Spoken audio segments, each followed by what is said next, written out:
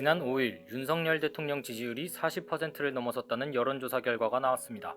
취재 결과 애초에 여론조사 문항 설계 자체가 잘못되었다는 분석이 나왔습니다.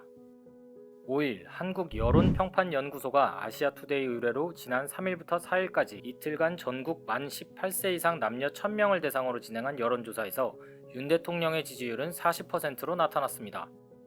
해당 여론조사 설문지를 살펴봤습니다. 타 조사기관 대표 A씨에게 해당 문항 설계에 대해 물어봤습니다. A씨에 따르면 설문지의 문항들이 매우 불공정하게 설계됐다고 하는데, 먼저 특정 정파에 불리하거나 유리한 문항을 배치하는 것은 매우 일반적이지 않다고 합니다.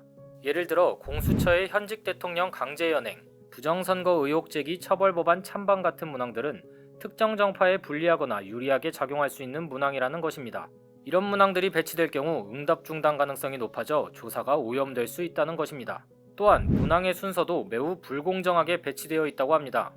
일반적으로 대통령에 대한 지지 문항보다 정당 지지 문항을 앞에 배치하는데, 이는 대통령 지지 문항에 대해 응답자들이 성향을 숨기는 경향이 있기 때문이라고 합니다. A씨는 다분히 의도적인 문항 설계라고 지적했는데, 탄핵 이후 조기 대선을 염두에 두고 진행한 것이 아닐까라는 추측을 했습니다. 현 상황대로 조기 대선이 치러지면 민주당이 승리할 확률이 높기 때문에 대통령 및 국민의힘 지지 여론을 보여줌으로써 대선에 영향을 주기 위함이라는 것입니다. 그런데 문제가 많다는 이런 문항들이 배치된 설문지가 어떻게 여론조사 심의위원회를 통과했을까요? A씨는 언론사가 의뢰한 여론조사는 언론사 자체에 대한 신뢰를 바탕으로 여론조사 심의 절차가 생략된다고 말했습니다. 그렇기 때문에 합법을 가장한 불공정한 조사가 이루어지는 것이라고 전했습니다. 한편 조사를 진행한 한국여론평판연구소는 보수 유튜브 고성국TV와 밀접한 관계라는 의혹을 받는 기관입니다.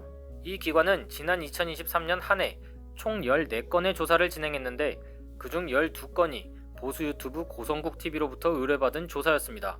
이번 여론조사를 의뢰한 아시아투데이 역시 고성국씨가 주필로 있는 언론사이기도 합니다. 홈페이지를 방문해봤습니다. 타 유명 조사기관들과는 달리 관리가 안 되어 있고 최신 자료는 2023년 2월 자료가 끝입니다.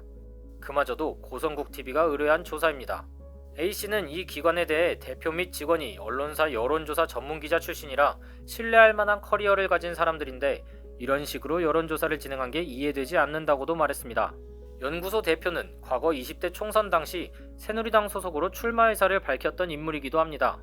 문제적 문항 설계와 편향된 조사 수행 의혹이 있는 기관, 미리 걸러낼 수 없는 걸까요? A씨는 선거가 임박했을 때는 꼼꼼히 심의해서 걸러낼 수 있지만 언론사처럼 사전 신고 의무가 없는 경우에는 사실상 볼 방법이 없다고 했습니다. 다만 심의위원회에 사후 신고 접수를 하면 심의 후 공표 보도 금지 조치가 내려질 수는 있다고 말했습니다. 이번 여론조사를 의뢰한 아시아투데이는 매주 한국여론평판연구소와 공동으로 정치사회 현안에 관한 정례 여론조사를 실시해 결과를 발표할 예정입니다.